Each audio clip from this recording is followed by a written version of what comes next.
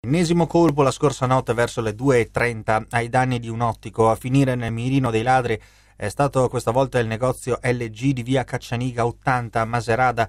I malviventi hanno sfondato una vetrata con un tombino in ghisa, riuscendo a scappare con circa 300 paia di occhiali per un bottino di almeno 30.000 euro.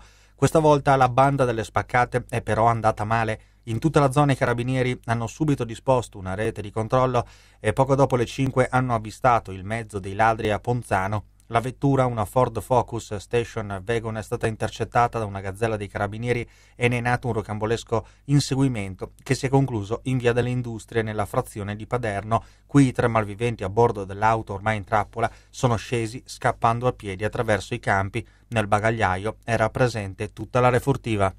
L'allarme ci è suonato sui telefonini a me, ai carabinieri e al mio socio. Hanno sfondato la vetrata con 2 tombini presi alla scuola materna qui più avanti e da lì hanno portato via tutti gli occhiali da vista e tutti gli occhiali da sole che erano esposti nel negozio, danneggiando quelli presenti rimasti.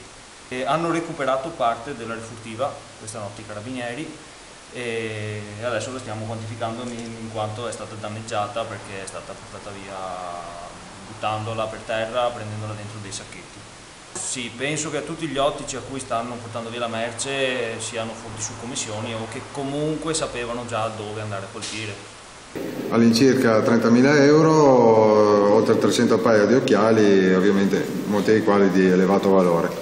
Sì, un inseguimento che ha avuto un esito positivo grazie a un dispositivo che era stato schierato sul terreno, ovviamente in anticipo, tenuto conto dei numerosi furti subiti dai negozi di ottica in provincia negli ultimi tempi.